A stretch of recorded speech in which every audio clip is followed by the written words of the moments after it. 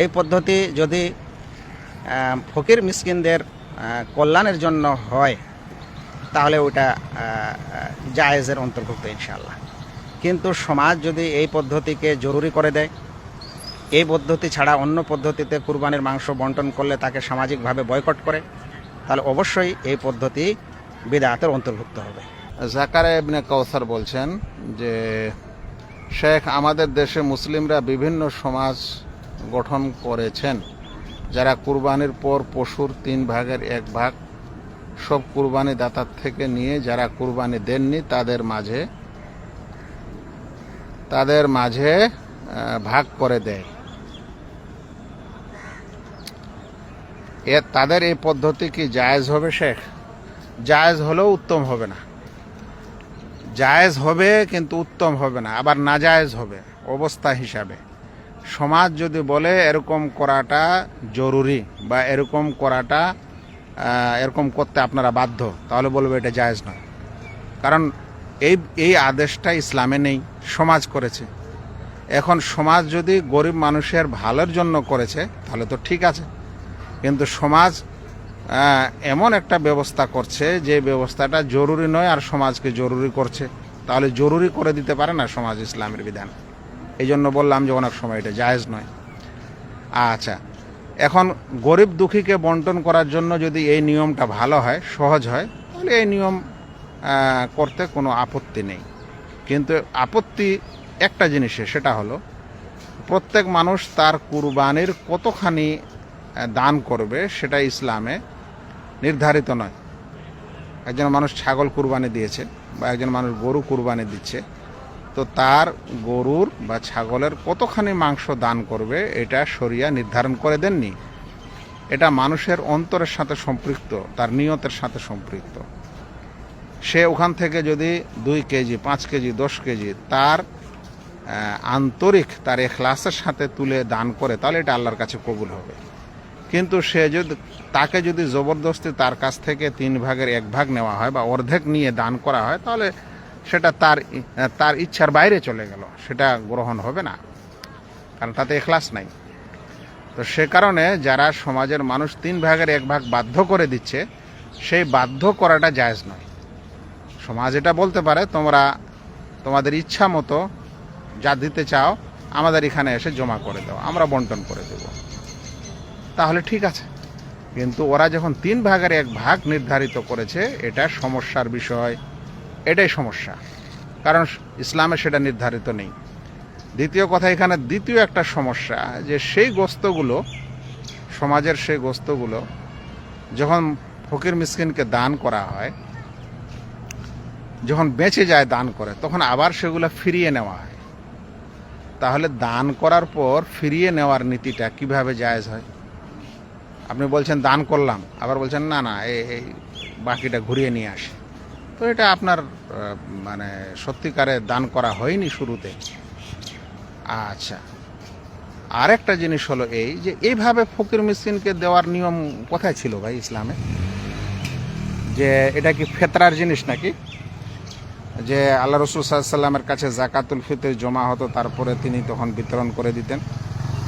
তো জাকাতুল ফিতরের মতো করে এই কুরবানির মাংস বিতরণ করতে হবে, এই নীতিটা আমাদের ইসলামের নয়।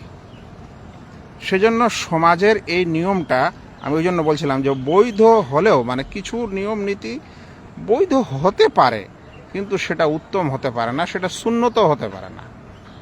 তো আমাদের ইসলামে এমন কোন বিধান আছে বা কোন হাদিস আছে, দলিল আছে, যে দলিলের আধারে কুরবানির মাংসকে সমাজের কাছে জমা করতে বলা হয়েছে? এটা সমাজের মানুষেরা তৈরি করেছে যে আমাদের কাছে জমা করো। না হলে একজন কুরবানিদার তার স্বয়ং তার কুরবানির মাংস সে যতখানি মানে হাদিয়া করতে চায়, দিতে চায়, সেটা তার উপর নির্ভর করে। সে কাকে দিবে না দিবে সেটা তার ব্যাপার। সে গরিব মানুষকে দিবে না আত্মীয় স্বজনকে দিবে, কোন গরিবকে দিবে সেটা ওর ব্যাপার। কিন্তু সেটা না করে সমাজ একটা দায়িত্ব নিয়ে নিল, শেষ পর্যন্ত সম্পূর্ণ গোশত না দিতে পারে আবার ফিরিয়ে দিল। আবার এরকমও দেখা যায় যে সমাজের মানুষের মধ্যে কৃপণতা খুব, গোস্ত জমা হয়েছে 20 কুইন্টাল, আর ওরা গোস্ত দিচ্ছে 1 পোয়া, হাফ পোয়া করে, ফকিরের কিছুই হয় না। এগুলা এগুলা এগুলা কি? আরে ভাই, একটা গরিব মিসকিনকে যদি দিতেই চান তো এতটুকু দেন যেন ওদের হাঁড়িতে উঠে ওরা একবেলা খেতে পারে। এগুলো ভালো না। ওই জন্য বললাম যে এই সমাজের এরকম কাজগুলা বিভিন্ন সমস্যায় সাথে জড়িত। সামাজিক মানুষদের প্রথমে বুঝতে হবে, তারা যেন বলে দেয় আপনারা নিজের গোস্ত মাংস নিজের বিবেচনায় আপনারা পৌঁছে দেন। হ্যাঁ, কিন্তু সমাজের মানুষ যদি বলে, যেমন শহর টহর ইত্যাদি জায়গায় হতে পারে যে আমি ভাই এখানকার গরিব দুঃখী চিনি না, তো আপনারা একটু আমার মাংসটা পৌঁছে দেন, তো ঠিক আছে, তখন বুঝা গেছে ভাই। তো আসলে কথা হলো যে সামাজিক এই নিয়ম নীতিটা বিভিন্ন সমস্যায় জর্জরিত, বিশেষ বিশেষ ক্ষেত্রে জায়েজ হতে পারে। যেমন বলে দিলাম যে বেচারা কেউ জানে না সেখানকার গরিব দুঃখীকে, তাই কাউকে সে দায়িত্ব দিয়েছে, এরকম ক্ষেত্রে ঠিক আছে। নচেত প্রত্যেক মানুষ নিজ ভাবেই কুরবানির মাংস বন্টন করবে, সেটা বেশি ভালো। কুরবানি দাতা যে অংশটি দান করেছেন সে অংশ হতে কুরবানি দাতা নিতে পারবে কি? সত্যিকারে দান করে দিলে নিতে পারবে না। সত্যিকারে দান করা মানে বুঝছেন তো ভাই, যে কুরবানি জবাই হয়েছে, গরুর মাংস হওয়ার পর বলল যে এই 5 কিলো মাংস বা এই 1 বাটি বা এই 1 ডালা এটা আমি গরিব মিসকিনের জন্য বের করে দিচ্ছি, সেখান থেকে আবার পুনরায় সে ফিরিয়ে নিতে পারে না। কিন্তু কেউ যদি বলে যে আমার এই মাংসগুলো নিয়ে যান, গরিব মিসকিনকে দেন, আর দিতে দিতে কিছু বেঁচে গেছে তখন নিয়ে এসেছে, তাহলে যাবে। দুটি কথার মধ্যে পার্থক্য আছে। কিন্তু এই প্রশ্নটা আব্দুর রাকিব আমার মিথ্যা করছেন, কথাটা বুঝেন, নাহলে আবার উল্টাপাল্টা সমাজের ফতোয়া হয়ে যায়। দুটির নিয়ত ভিন্ন ভিন্ন। যে বলল যে আমার এই কুরবানির, ধরে নেন একজন খাসি কুরবানি করেছে, করার পর সেখান থেকে 1 বাটি বা 1 বিশেষ পাত্রে বা মেপেও 5 কেজি বের করেছে, বলছে এটা গরিব দুঃখীর জন্য, ঠিক আছে।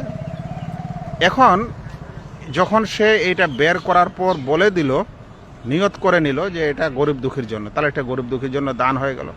ওই দান আর ঘুরিয়ে নেওয়া যাবে না, ইসলামে মানা আছে দান ঘুরিয়ে নিতে। আর একটা হলো যে এই গোস্তগুলা নিয়ে যাও, দান করো, আর ওর নিয়তে আছে যে দান করার পর যদি কিছু বাঁচে তো বাঁচবে, তাহলে যেটা বেঁচে যাবে সেটা সে দান করার নিয়ত করে নি, মানে সম্পূর্ণটা দান করার নিয়ত করে নি। যদি বাঁচলে আমি ঘুরিয়ে নিব, ফেরত নিব, এরকম নিয়ত ছিল, তাহলে সে নিয়ত অনুযায়ী তখন সেটা নেওয়া জায়েজ হবে। সেজন্য যারা কুরবানির মাংস থেকে কিছুটা ফকির মিসকিনের জন্য দান করার সম্পূর্ণ নিয়ত করে নিয়েছেন আর সেই নিয়তে দিয়ে দিয়েছেন, তারা আর সেটা পুনরায় ফিরিয়ে নিতে পারেন না। জাযাকাল্লাহ খায়ের। শেখ শামীম বলছেন, সমাজের কুরবানি দাতাগণের প্রত্যেকের কুরবানির মাংসের 3 ভাগের 1 ভাগ সমাজে একত্রিত করে সেখান থেকে কুরবানি দাতাগণ এবং যারা না দেয় সমান হারে মাংস নেয়, এই পদ্ধতি কি বিদআত? এই পদ্ধতি যদি ফকির মিসকিনদের কল্যাণের জন্য হয় তাহলে ওটা জায়েজের অন্তর্ভুক্ত ইনশাআল্লাহ।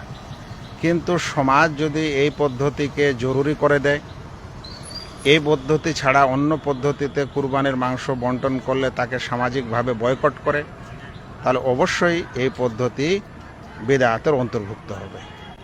আমি এই আলোচনা করেছি মাঝখানে, আপনি শুনে নিতে পারেন। এই কুরবানির মাংস কাউকে জমা করে বিতরণ করতে হবে, এর কোনো দলিলের, এর কোনো শরঈ ভিত্তি নেই। কারণ এটা ফিতরা নয় যে ফিতরার মতো করতে হবে আমাদের। এর বিস্তারিত আলোচনা মাঝখানে করা হয়েছে।